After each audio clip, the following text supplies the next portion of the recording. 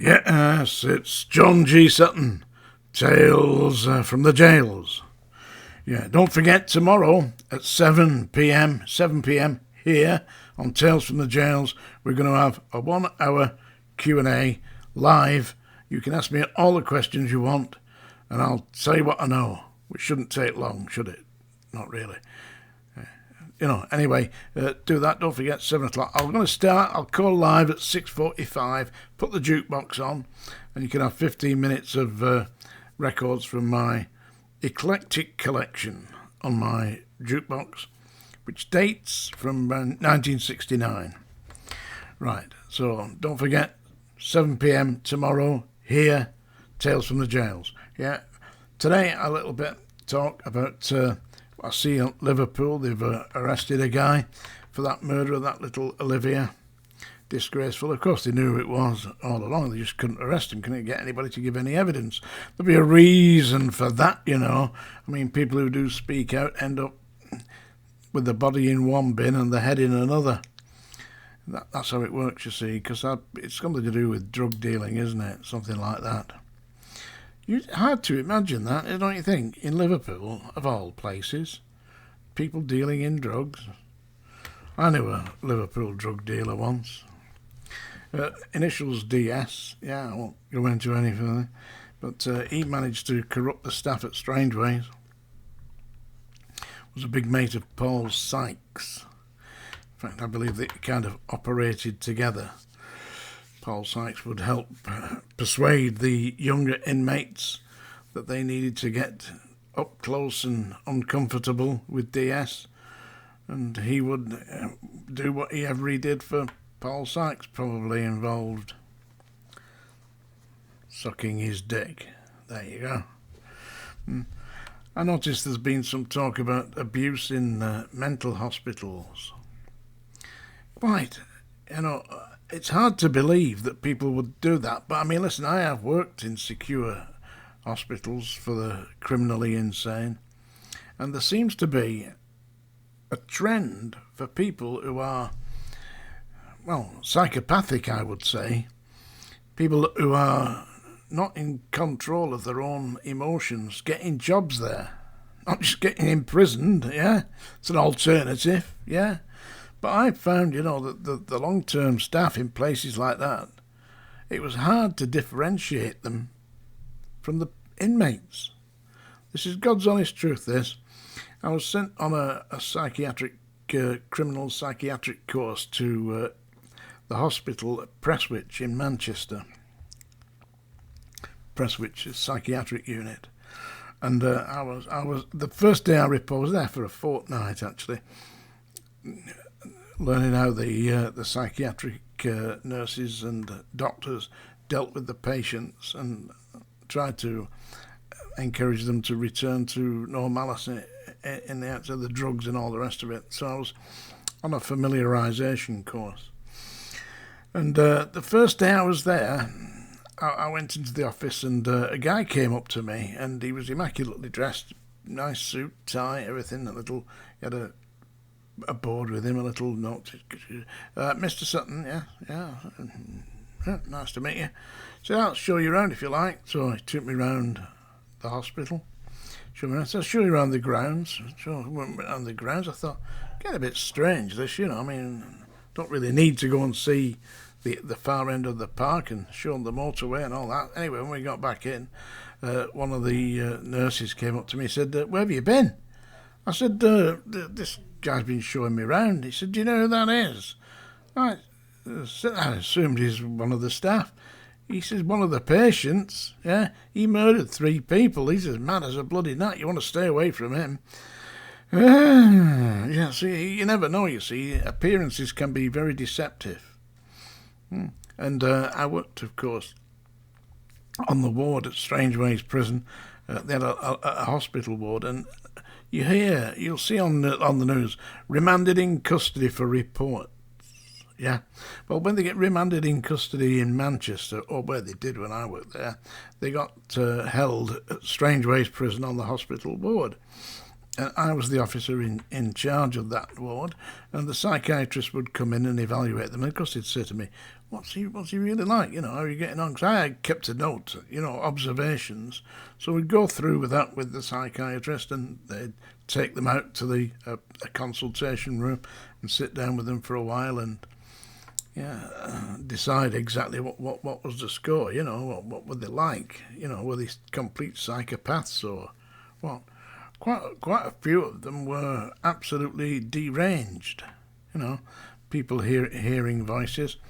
And one guy on there was a swallower. I don't know if I've mentioned this before, but my pens kept missing. He was eating them. And bed springs. He was swallowing bed springs. He must have had half a dozen bed springs inside him.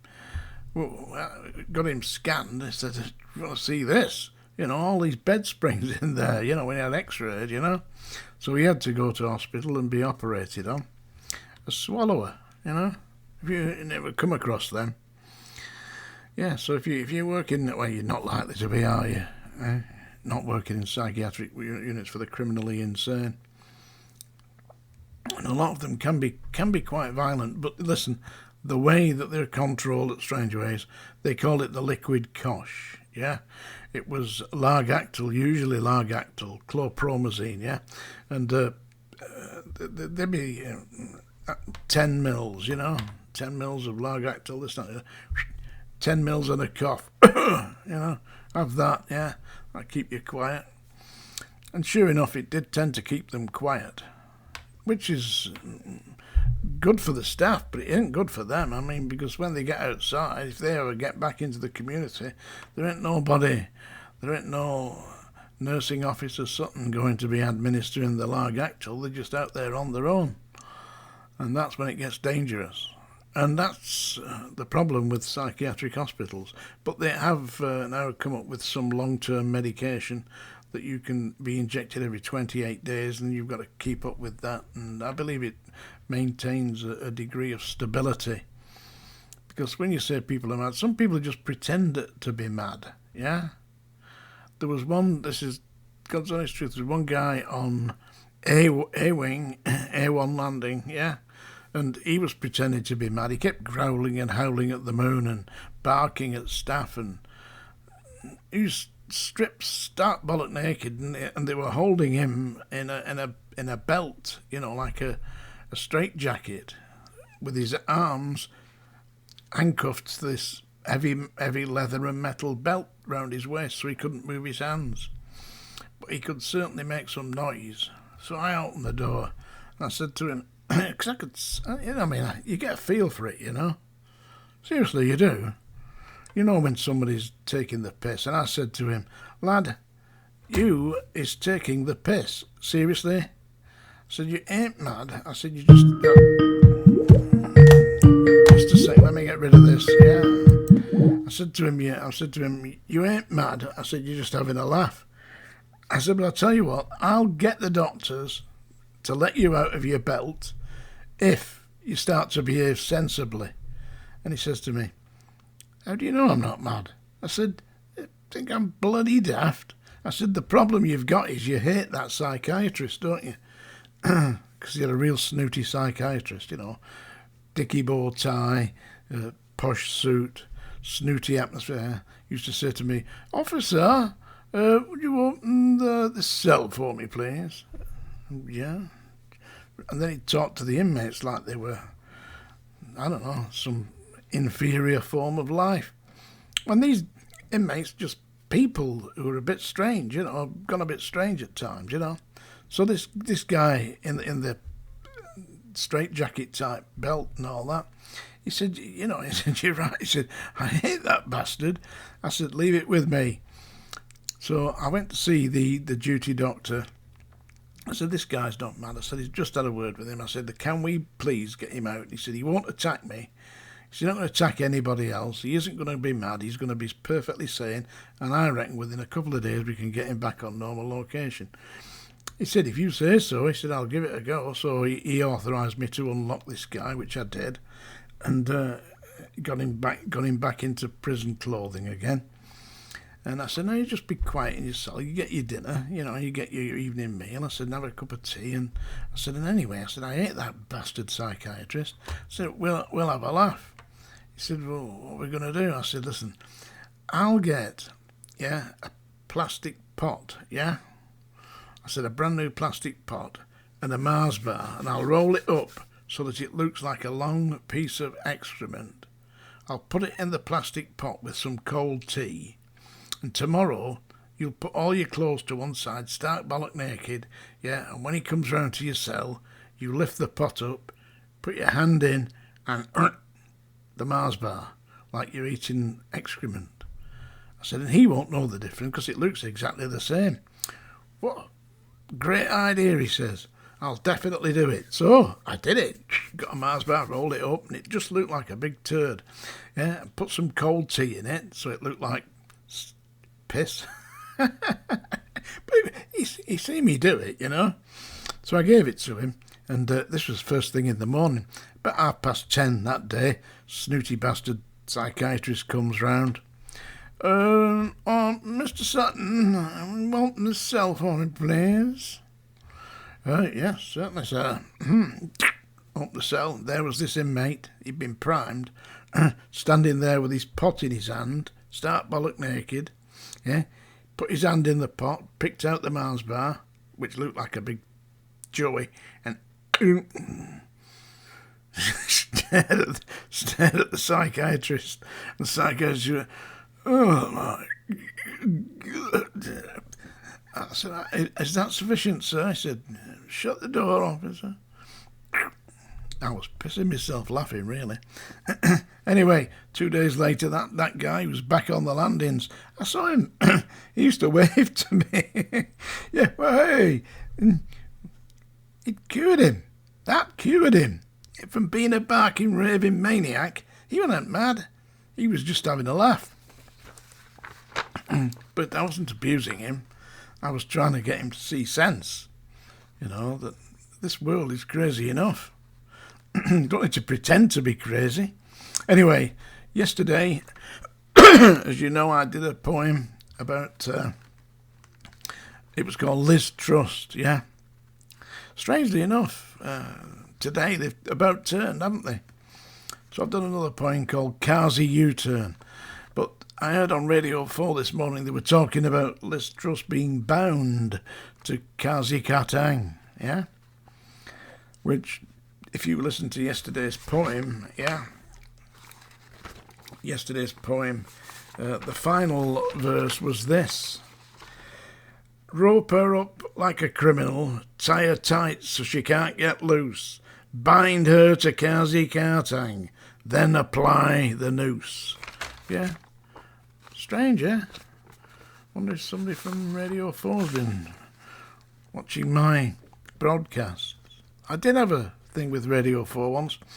I've been on a few times on Radio 4, on the Today programme, 6 in the morning till 9. Highly recommend that. It's the way to get news. It's good news on there. They actually report it properly. Nick Robinson. He didn't half bloody... You should have heard it this morning. He was bloody grilling Kazi Katang, I tell you. Anyway, this is Kazi Katang's... This is called Kazi's U-Turn.